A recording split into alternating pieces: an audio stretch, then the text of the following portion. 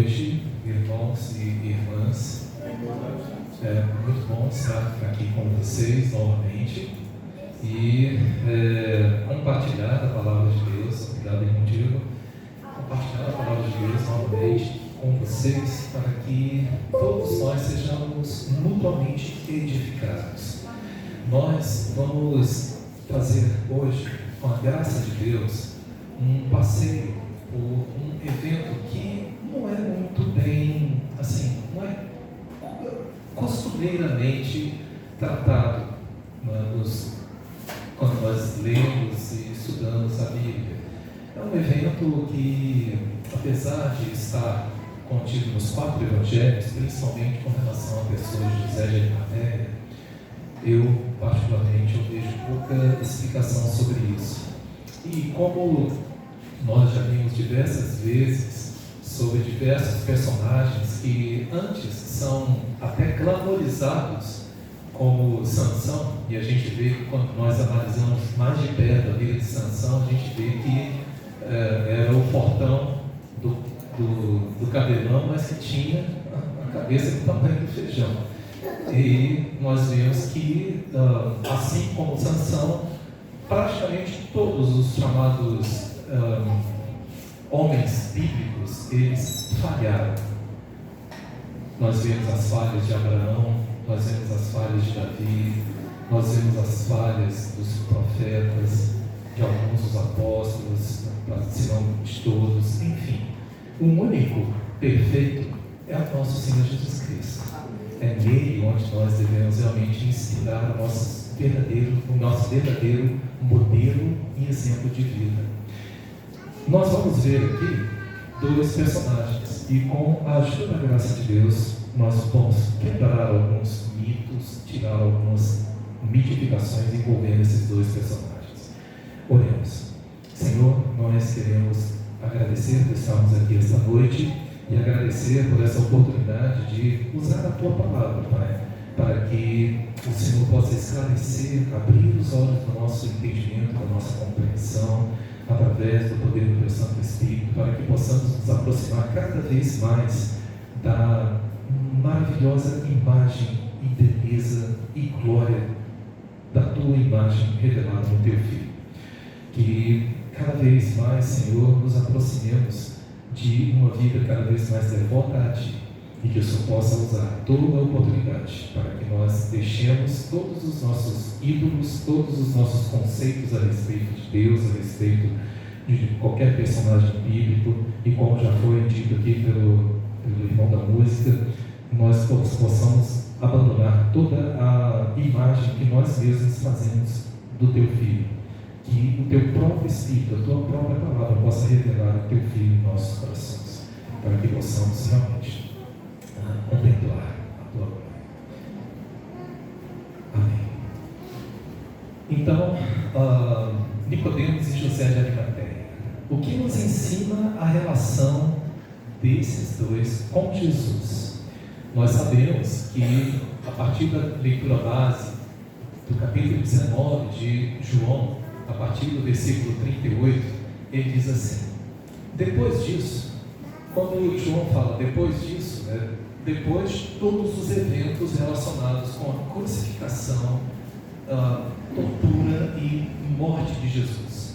Então, depois disso, José de Arimateia pediu a Pilatos o corpo de Jesus.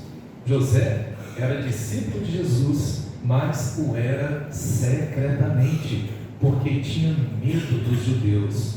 Com a permissão de Pilatos, veio e levou embora o corpo. Ele estava acompanhado de Nicodemos, aquele que antes tinha visitado Jesus à noite. Nicodemos levou cerca de 34 quilos de uma mistura de mirra e aloés. Tomando o corpo de Jesus, os 2 o envolveram em faixas de linho, juntamente com as especiarias, de acordo com os costumes judaicos de sepultamento. No lugar onde Jesus foi crucificado, havia um jardim, e no jardim um sepulcro novo, onde ninguém jamais fora colocado. Por ser dia da preparação, para os judeus e, visto que o sepulcro estava aberto, colocaram Jesus ali. Essa passagem ela nos chama a atenção para algumas coisas que vão ser tratadas durante a nossa pregação. E no roteiro da nossa jornada, nós vamos ver quem foi Nicodemos, quem foi José de Arimateia, como era a relação deles com Jesus, que lições nós podemos aprender disso. Nós vamos fazer as conclusões finais e as aplicações práticas, não necessariamente nessa ordem, nessas duas últimas. Podemos passar. Primeira pergunta: quem foi Nicodemos? Nós conhecemos muito bem a história de Nicodemos quando ele foi visitar Jesus lá no capítulo 3 de João. Nós sabemos que, através do relato de João, ele era uma autoridade entre os judeus. Nós sabemos também que ele encontrou-se à noite com Jesus e não compreendeu as suas palavras. É muito importante o momento em que Nicodemos escolheu para encontrar com Jesus.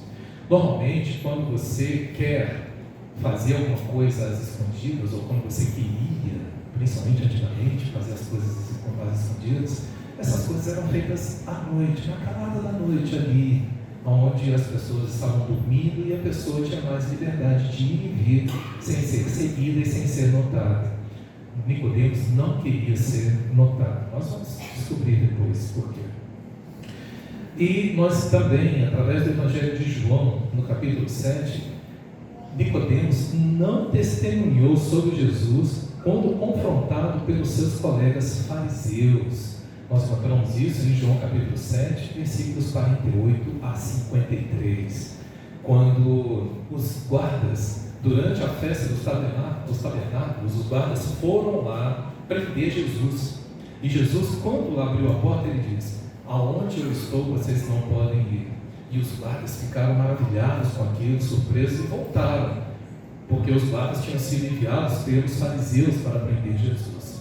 Quando os guardas voltaram, e os fariseus perguntaram: por que vocês não prenderam esse homem? Aí os guardas falaram: nunca ninguém jamais falou como esse homem.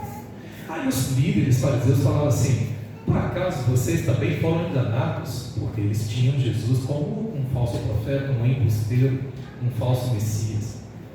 E nessa hora, Nicodemos levantou-se e perguntou: por acaso nós podemos julgar uma pessoa sem conhecer as suas obras? E aí as autoridades chegaram e falaram assim: porventura é tu da Galileia também? Você não sabe que lá da Galileia não vem profeta, ô Nicodemos? E aí era uma ótima oportunidade de Nicodemos dar testemunho de Jesus, porque pelo jeito Jesus estava acompanhando, Nicodemos já estava acompanhando Jesus há muito tempo. E quando ele se encontrou com Jesus à noite, ele fez muitas perguntas interessantes a respeito do reino de Deus. E Jesus começou a falar algumas coisas que, mesmo com todo o conhecimento teológico que Nicodemos tinha, porque Nicodemos era um dos principais entre os judeus, um dos principais entre os fariseus, ele era mestre. E como nós vimos Paulo falar que para ser um fariseu, ser fariseu era a seita mais rigorosa entre os judeus, imagina você ser um mestre entre os fariseus. Tinha que ser notável professor, notável na sua moral, na sua ética, tinha que ter também um sucesso também financeiro, porque os judeus quase sempre associaram sucesso de bom relacionamento com Deus com sucesso financeiro.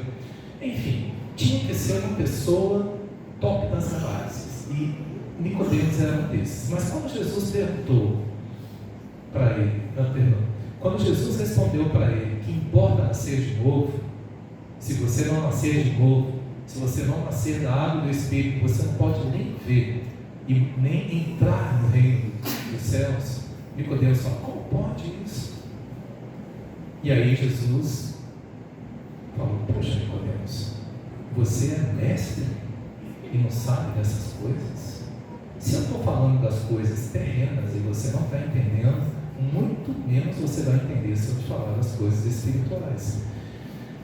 E a conversa meio que interrompe por ali, e Jesus deixa claro para Nicodemos que ninguém jamais desceu do céu, ninguém pode falar das coisas celestiais a não ser aquele que está nos céus, que era ele.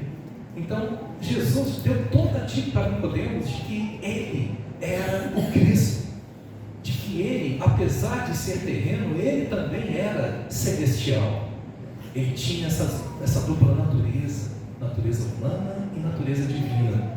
Mas Nicodemos, apesar de toda a sua inteligência, apesar de toda a teologia veterotestamentária ali na cabeça, os olhos dele estavam cegos para enxergar quem realmente era Jesus. E essa cegueira impediu ele de dar um bom testemunho e de confrontar os seus amigos fariseus quando alguém se levantou e falou para ele que da Galileia não tem nenhum profeta. Jesus deixou de ser defendido por Nicodemos ali naquele momento. Ele se calou, porque, como nós vimos aqui, ele tinha medo dos judeus.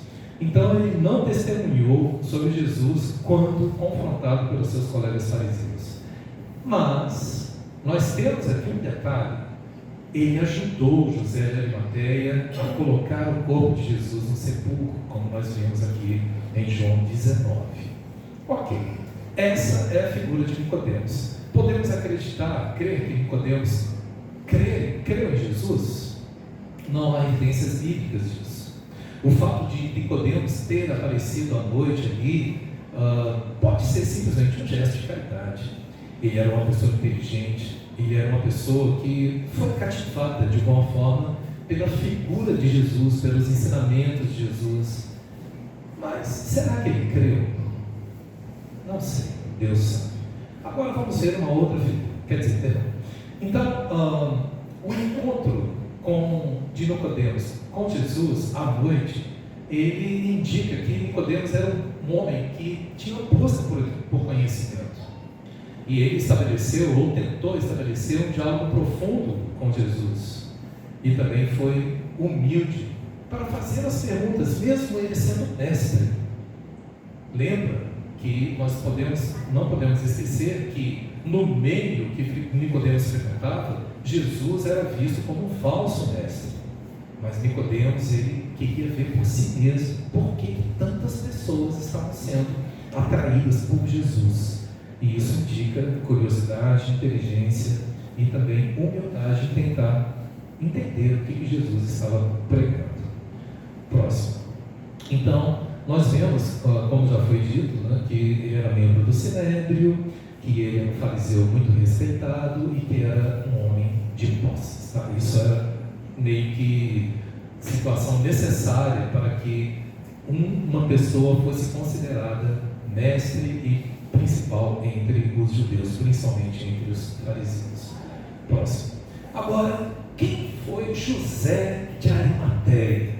José de Arimateia é uma figura muito interessante, que ele aparece nos 4 evangelhos. Vamos fazer um passeio sobre eles. Primeiro, o evangelho de Mateus. Mateus 27, nos versículos 57 a 60, está dizendo assim: ao cair da tarde, chegou um homem rico de Arimateia chamado José, que se tornara discípulo de Jesus. Dirigindo-se a Pilatos, pediu o corpo de Jesus e Pilatos ordenou que ele fosse entregue. José tomou o corpo, envolveu num limpo lençol de linho e o colocou num sepulcro novo que ele havia mandado cavar na rocha e, fazendo rolar uma pedra grande sobre a entrada do sepulcro, retirou-se. Então, esse é o relato de Mateus. Mateus, ele chama a atenção para o horário, e esse é um horário também que faz uma conexão com o momento em que Nicodemos encontrou com Jesus. Ao cair da tarde, nós sabemos que ao cair da tarde, isso acontece por volta das 18 horas. A tarde está caindo e está chegando a noite. De acordo com o relato dos evangelhos, Jesus morreu por volta da hora 9, que, de acordo com a contagem de tempo da época, condiz com o horário das 3 horas da tarde. Bom, Jesus morreu às 3. José de Arimateia e Nicodemos foram lá ao cair da tarde, ou seja, lá por volta das 6 horas da tarde. Por que eles não foram pegar o corpo de Jesus logo depois que ele morreu? Muito provavelmente porque eles não queriam se comprometer. E a gente vai ver isso mais à frente. Mas o horário é muito importante nós prestarmos atenção no horário em que eles removem o corpo. Já no Evangelho de Marcos, no capítulo 15, a partir do versículo 43, Marcos faz o seguinte relato: José de Arimateia, membro de destaque do Sinédrio, que também esperava o reino de Deus, dirigiu-se corajosamente a Pilatos e pediu o corpo de Jesus. Aqui nós temos informações importantes. José de Arimateia não era simplesmente um homem de posses, um homem rico, ele também fazia parte de um grupo religioso, ele fazia parte da direção da alta cúpula religiosa do Sinédrio, que era aquele pessoal que tomava as decisões religiosas a respeito da vida espiritual dos judeus. E para você estar lá, novamente, não podia ser qualquer um. Além de ser uma pessoa moralmente e eticamente e um caráter ilibado, ou seja, um caráter muito bem formado, tinha que ser uma pessoa muito bem vista pela sociedade, você tinha também que conhecer muito bem as Escrituras. E naquela época não podemos nos esquecer que não tinha computador, não tinha celular, não tinha as Bíblias mais como nós conhecemos. O negócio era na base daqueles rolos enormes, daqueles pergaminhos. A pessoa tinha que carregar os versículos na cabeça, ou então carregava nos filactérios, né? Enfim, era uma pessoa que tinha realmente um padrão muito elevado. E aqui está dizendo que ele foi corajoso. Marcos elogia a José de Arimateia, falando que precisou reunir coragem para ir diante de Pilatos pedir o corpo de Jesus. E Pilatos ficou surpreso ao ouvir que Jesus já tinha morrido, e chamando o centurião, perguntou-lhe se Jesus já tinha morrido. Sendo informado pelo centurião que Jesus havia morrido, claro, Pilatos entregou o corpo a José. E então José comprou um lençol de linho, baixou o corpo da cruz, envolveu no lençol e o colocou no sepulcro cavado na rocha. Depois fez rolar uma pedra sobre a entrada do sepulcro. Evangelho de Lucas, a partir do versículo 23, no capítulo 23, a partir do versículo 50 até o 53, Lucas relata o seguinte: havia um homem chamado José, membro do conselho, homem bom e justo, que não tinha consentido na decisão e no procedimento dos outros. Olha aqui nós já temos uma informação nova. Lucas está mostrando que, assim como Marcos, José de Arimateia fazia parte do conselho, do Sinédrio. O Sinédrio era esse conselho. E ele está aqui relatando que, enquanto o Sinédrio se reuniu para prender e matar Jesus, José de Arimateia foi um dos que não concordou com a decisão. Olha só, comparado com Nicodemos, nós podemos ver que José de Arimateia foi mais corajoso. E Lucas aqui concorda com Marcos a respeito da coragem, não apenas diante de Pilatos, mas também diante do Sinédrio. Ele era da cidade de Arimateia, na Judéia, e era um homem que esperava o reino de Deus.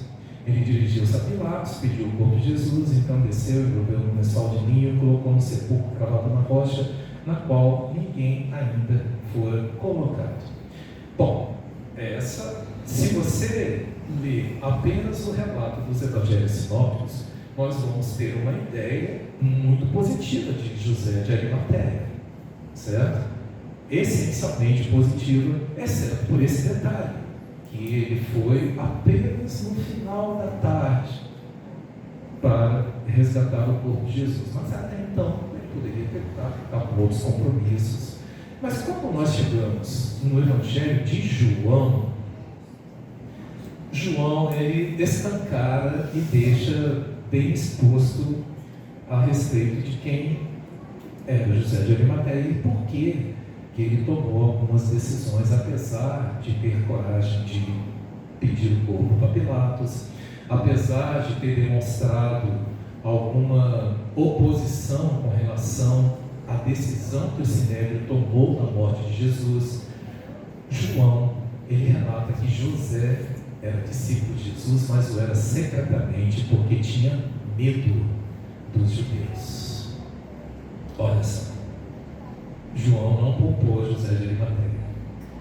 Então, para nós termos realmente uma visão completa de José de Arimateia, de Nicodemos ou de qualquer outro personagem bíblico, nós precisamos ter a Bíblia lida de uma forma completa, para que as nossas informações elas estejam baseadas na palavra de Deus de uma forma mais completa. Às vezes nós fazemos leituras parciais, nós lemos um versículo sem ler o contexto que aquele versículo está inserido. Às vezes nós lemos um capítulo sem ler o livro ao qual aquele capítulo pertence. E às vezes nós lemos um livro sem conhecer a Bíblia, sem conhecer o contexto geral. E isso pode fazer com que a gente tenha ideias parciais e incompletas a respeito do ser de Deus, da natureza de Deus, do Evangelho, da pessoa de Cristo, da pessoa do Espírito Santo, da pessoa de Deus, enfim. Nós precisamos, mais do que nunca, irmãos, ler completamente a Bíblia para que nós tenhamos uma formação completa. Como o irmão José Luiz falou, é importantíssimo nós participarmos das EBDs, nós participarmos de toda a formação que estiver ao nosso alcance, para que nós possamos nos formar, constituir a palavra no nosso coração, para que a gente possa dar testemunho, explicar a razão da fé do Evangelho de Jesus Cristo que nós seguimos. E às vezes nós não conseguimos explicar para as pessoas o porquê de nós consagrarmos as nossas vidas, porquê de nós sermos cristãos. E como é que nós vamos explicar se não tem quem nos explique? Né? Deus disse: e serão todos ensinados por Deus. E aí, quando nós lemos a Bíblia, nós que temos o Espírito Santo, nós agora não temos mais um intermediador, nós temos Cristo agindo diretamente para trazer a revelação de Deus diretamente para os nossos corações, para o nosso entendimento, para que nós possamos conhecer a obra que o Pai realizou através dele.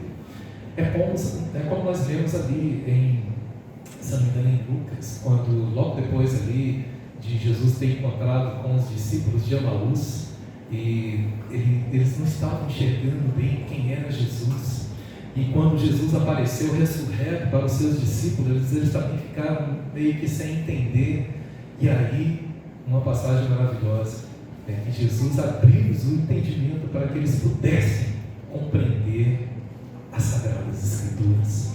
E depois que Jesus abriu o entendimento, Jesus falou para eles que a respeito dele é que estava escrito toda a lei, os salmos e os profetas. Todos estavam falando a respeito dele, porque aprove a Deus que nele residisse toda a plenitude. Tudo foi feito por ele e para ele. Então ele é a chave para que nós possamos desfrutar dos tesouros da palavra de Deus, para que nós tenhamos realmente uma vida movida, impulsionada pela palavra de Deus. Então, quando nós pegamos os 4 evangelhos, nós cobrimos ali os 4 ângulos a respeito da pessoa de José de Arimateia e também da pessoa de Nicodemos. Mais um pouquinho, lá no capítulo 12 de João, nós podemos também pegar passagem que nos ajuda a compreender o que estava acontecendo no meio daqueles líderes religiosos que tinham encontrado Jesus e tinham tido contato com a palavra de Jesus. Olha só, João capítulo 12, versículos 42 e 43. Ainda assim, muitos líderes dos judeus creram nele, creram em Jesus, mas por causa dos fariseus não confessavam a sua fé, com medo de serem expulsos da sinagoga, pois preferiram a aprovação dos homens do que a aprovação de Deus. Mais uma vez, João aqui dando uma dica de que não apenas entre o povo, mas também entre os líderes religiosos da época, existiam pessoas que creram em Jesus, mas tinham medo, não confessavam, porque eles estavam mais preocupados com a glória dos homens, com a aprovação dos homens, do que com a aprovação de Deus. Quando eu leio uma passagem dessa, eu fico me perguntando, o que eu faria naquela época? Imagina, eu teria todo o reconhecimento, tinha toda uma história de vida, e os meus colegas ali, dentro do clube ali dos tops, dos maiorais, os meus colegas, a maioria deles rejeitando aquele homem que eu via que tinha alguma coisa especial.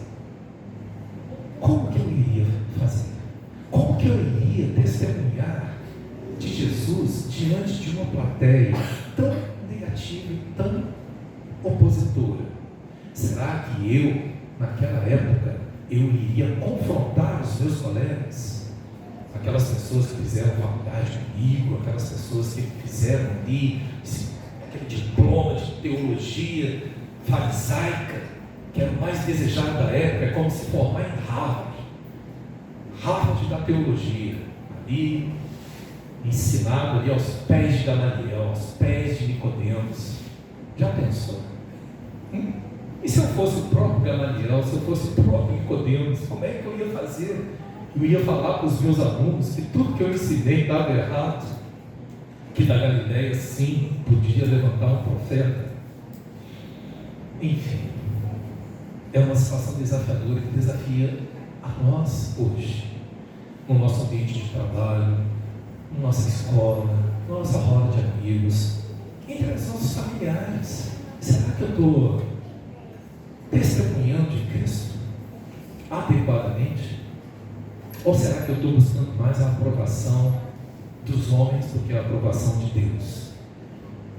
Imagina o seguinte, você está participando de um grupo religioso qualquer, e de repente você recebe uma comissão de Deus.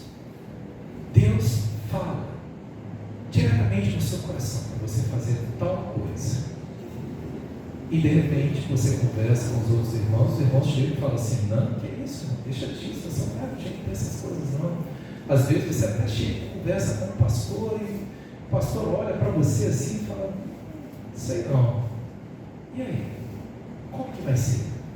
Será que eu vou buscar a aprovação dos homens? Será que quando eu estou servindo buscando a aprovação dos homens? Ou será que eu estou servindo buscando a aprovação de Deus? Que o Senhor possa sondar o meu coração, o nosso coração, porque as consequências disso podem ser desastrosas. Vamos adiantar. Qual a relação desses dois com Jesus? Bom, a relação de Nicodemos, apesar de ser inteligente, curioso, de ser suficientemente humilde para tirar algumas dúvidas com Jesus, não há evidência de que Nicodemos creu que ele era o Messias, o Filho de Deus. Não há evidências bíblicas. O nome de Nicodemos não é mais falado na Bíblia. Simples assim. Daí nós tiramos um ponto. Pode passar. Humildade, curiosidade e inteligência não são suficientes para alguém crer e reconhecer Jesus como seu Senhor e Salvador. Às vezes a gente pensa que eu conheço alguém que é muito inteligente, muito curioso, ele já leu a Bíblia, está buscando ali, esse aí lembra a ilusão. Deus tem os seus escolhidos. E os seus escolhidos, eles são nascidos de Deus através da vontade de Deus. É o Pai quem conduz as pessoas para o Filho. E é o Filho quem revela o Pai. E tudo isso é feito por meio do poder do Espírito Santo. Esse é o Evangelho.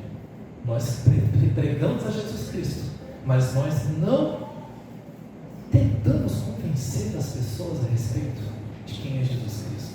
Quem revela a respeito do pecado, da justiça e do juízo é o Espírito Santo de Deus. Então, não adianta. Pode ser humilde, pode ser curioso, pode ser inteligente, não importa. É Deus quem faz a obra. E a crer é através da ação do Espírito Santo no coração da pessoa, para fazer a pessoa despertar a sua fé, revelando quem é Jesus Cristo no coração. Passando.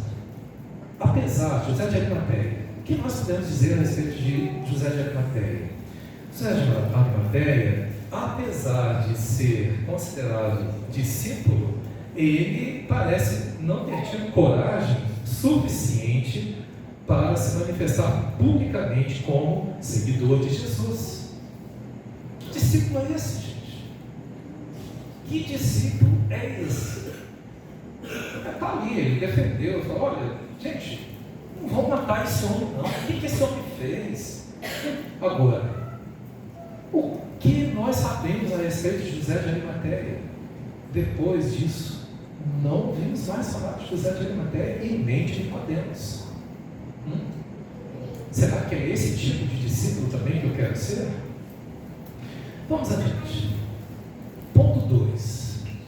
Mesmo um discípulo pode deixar de seguir Jesus com amor e devoção devido à necessidade de ser aprovado pelas pessoas. Irmãos, é nessa hora que novamente eu chamo a atenção para que Deus sonde o meu coração. Qual que é o meu desejo, a intensidade do meu desejo de ser aprovado por Ele?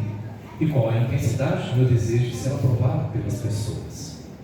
Esse conflito precisa ficar resolvido se nós queremos ser verdadeiramente discípulos de Jesus. Avançando. Como então deve ser a nossa relação com Deus e com as pessoas? Respondendo a isso, nós temos aquela famosa imagem onde nós temos a cruz. A sua trave vertical indica a nossa relação com Deus. É de baixo para cima. Esse é o primeiro ponto. Deus é superior a nós em tudo, absolutamente tudo. E humildade é reconhecer isso. Reconhecer que eu preciso de Deus para tudo. É como Jesus disse: sem mim nada podereis fazer. Se eu pisco os olhos, se eu estou vivo, se eu respiro, se meu coração bate, é porque Ele sustenta, é por causa dele. Se eu consigo ter um pensamento coerente, é por causa dele. Por quê? Como diz lá Hebreus capítulo 1, versículos 1 e 2, Ele sustenta, Ele, Jesus Cristo, sustenta todas as coisas no universo através da sua palavra poderosa. E Deus, Ele tem nos falado isso, Ele tem nos falado hoje através do seu Filho. Essa relação é um diálogo, é uma conversa, é uma comunhão que Deus quer estabelecer conosco, por meio do sangue de Jesus Cristo, que abriu um novo e vivo caminho para que eu pudesse estar ali, diante do Pai, em humilhação, em prostração, claro, em respeito, mas também em intimidade. Intimidade, essa é a relação vertical. E como uma cruz normal, essa é a relação principal. Qual que é a outra relação? É a relação nossa com as pessoas. A relação nossa com as pessoas, ela é horizontal. O que significa ser horizontal? Não existe maior ou menor, digamos assim, no reino de Deus, de acordo com a nossa concepção. Por quê?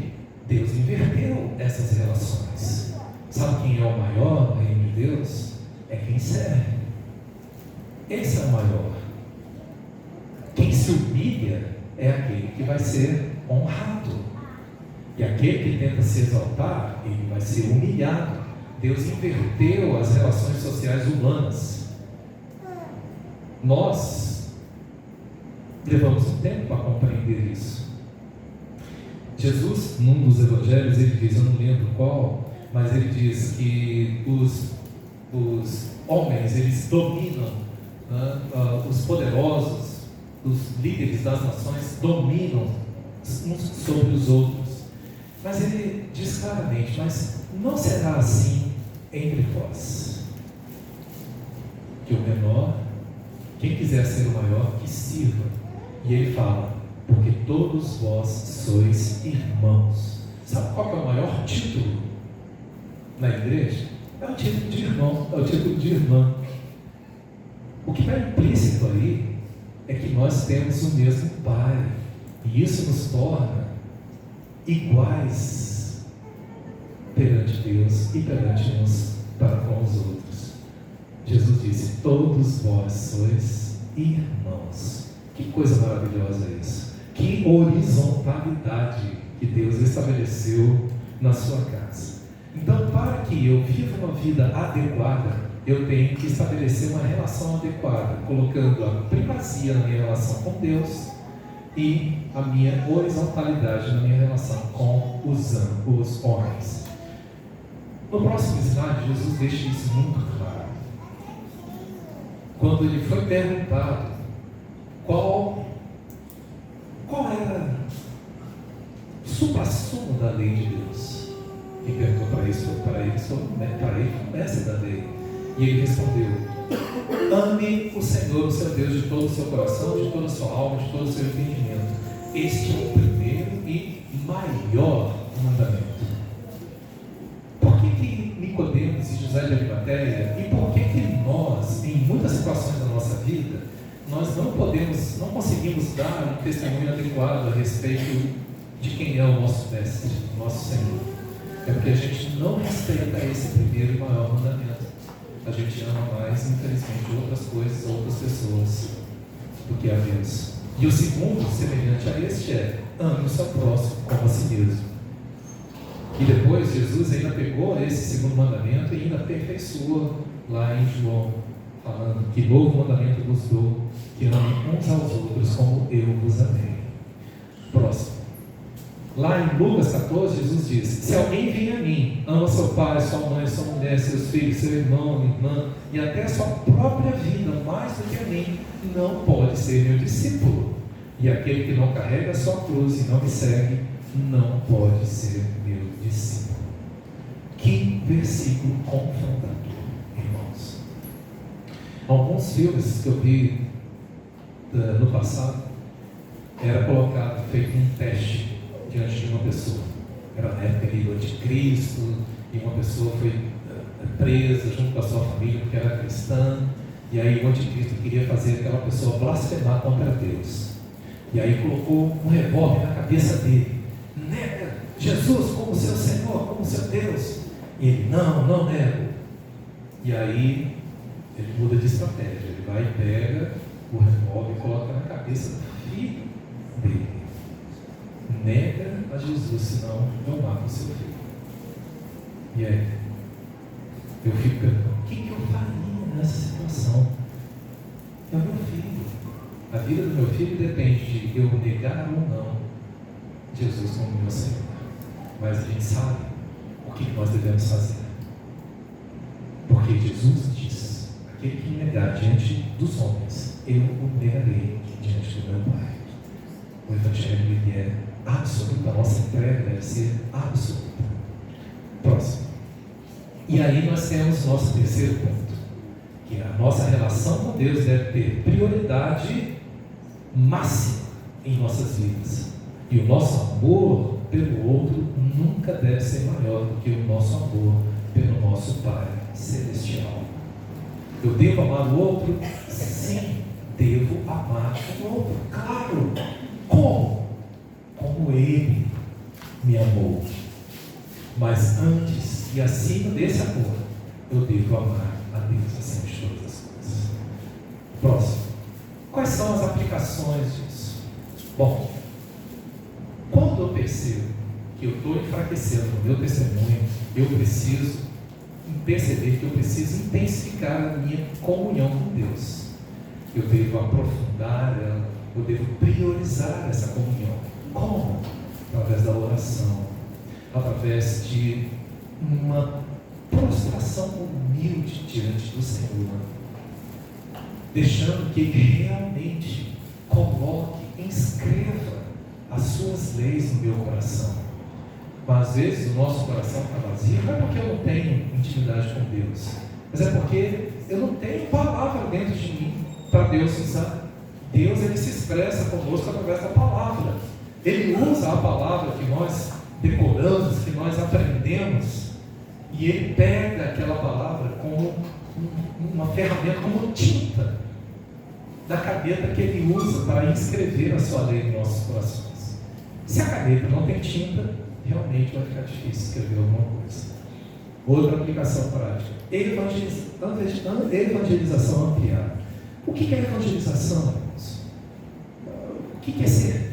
Ir e pregar o Evangelho. Nós já vimos, através de pregações, através de irmãos que vieram aqui fazer palestras, dizendo que a ênfase nesse versículo lá de Mateus, ide fazer discípulos, pregando o Evangelho, ensinando-os a obedecer todas as palavras que eu vos tenho dito. A ênfase não é no ir, a ênfase é você fazer discípulos para Jesus, é você pregar o Evangelho de maneira que o nome de Jesus seja levado a todos os cantos da terra. Essa é a ênfase. E ensinar as pessoas, através do seu modelo, do seu exemplo de vida, de devoção e de humildade diante de Deus, ensinar o que é ser um discípulo. Isso é fazer discípulo. Então, evangelizar e fazer discípulos deve ser algo empenhado.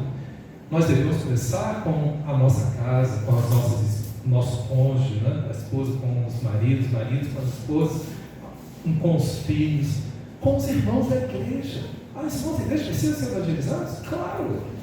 Nós temos níveis diferentes de discipulado. Se eu estou vendo que o irmãozinho está fraco na fé, junta com ele. Olha, vamos ali juntos orar, vamos ali ler a Bíblia. Isso é discipular. Seu colega de trabalho, seu familiar. A evangelização precisa ser ampliada. O testemunho precisa ser corajoso. No meu trabalho, as pessoas precisam reconhecer que eu sou um discípulo de Cristo. Aonde quer que eu pise o pé, as pessoas precisam reconhecer que ali eu sou um ministro, um representante de Deus. E eu devo, se eu for perseguido nessa situação, eu devo considerar isso uma honra, assim como os apóstolos foram considerados honrados por serem perseguidos e presos por causa do nome de Jesus. E na nossa relação com a nossa igreja, o nosso serviço deve ser fiel, com amor e dedicação a Deus e ao próximo, e nunca esquecendo dessa relação de prioridade. Às vezes nós entramos no automático e começamos a servir, e nos esquecemos de perguntar a Deus: Senhor, será que eu estou servindo com graça? Ou será que eu estou servindo na força da minha alma, na minha simpatia, na minha coisa, meu ser natural? Nós precisamos de graça. Sem Ele, nada podemos fazer. Próximo.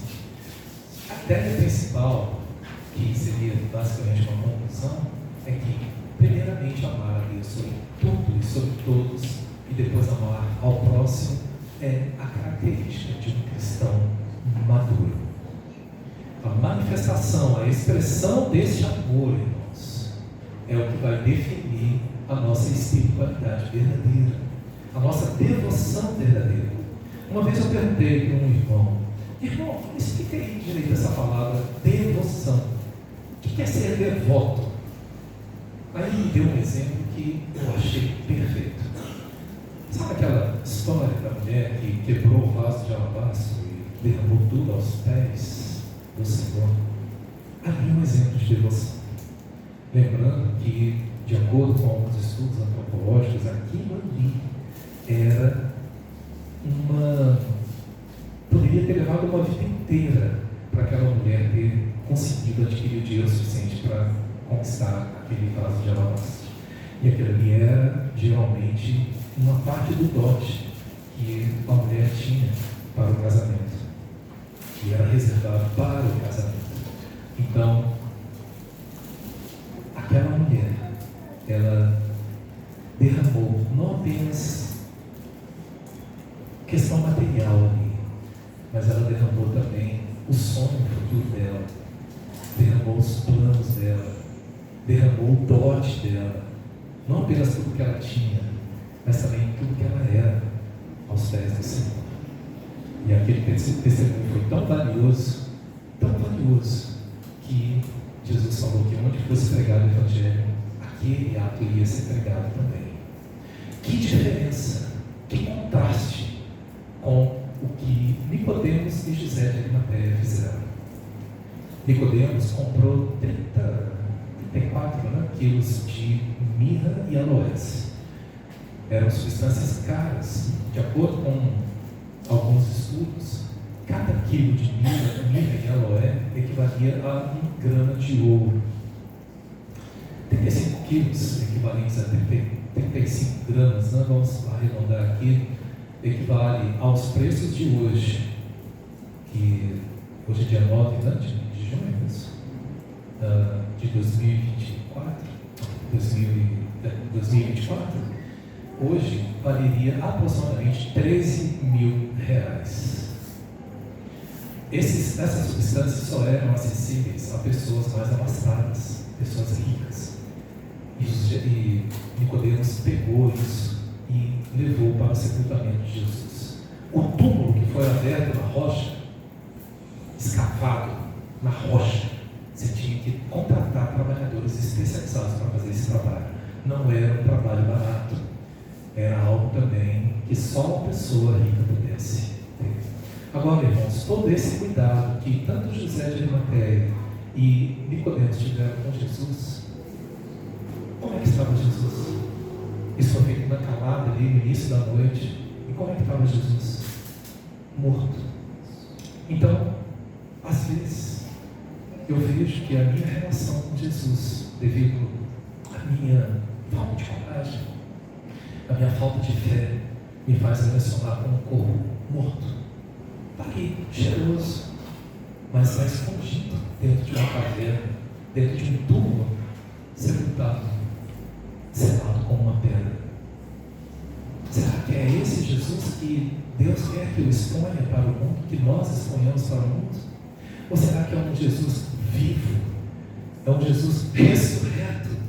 Um Jesus que está aqui presente conosco e que está movendo as nossas vidas para que nós possamos derramar tudo que nós somos e tudo que nós temos aos pés dele. Eu acredito que esse é o desejo do coração do Senhor. Então, que nós tenhamos coragem, que sejamos discípulos corajosos. Não deixemos Jesus enterrado e cheirosinho ali na caverna da nossa incredulidade, da nossa covardia, da nossa falta de fé, da nossa falta de... enfim. Mas que nós sejamos corajosos para que, e fervorosos no Espírito, para que a gente possa pregar esse Jesus vivo e maravilhoso, que nos resgatou do império das trevas e nos colocou no reino do Filho do seu amor. Senhor, muito obrigado por essa mensagem, muito obrigado por nos revelar mais um pouquinho da porção da tua palavra. Que essa palavra possa realmente nos encorajar, fortalecer o nosso espírito, suprir a nossa alma, para que possamos ser discípulos de ti. Discípulos que não importa aonde, nem como, nem quando, mas que possamos testemunhar o verdadeiro Evangelho de Jesus Cristo, nosso Deus, nosso Senhor, nosso Salvador. Nos dê esse encorajamento, que teu Espírito fortaleça cada um aqui de nós presentes e que cada um de nós possamos realmente buscar a Tua palavra e a Tua presença em nossas vidas, em nosso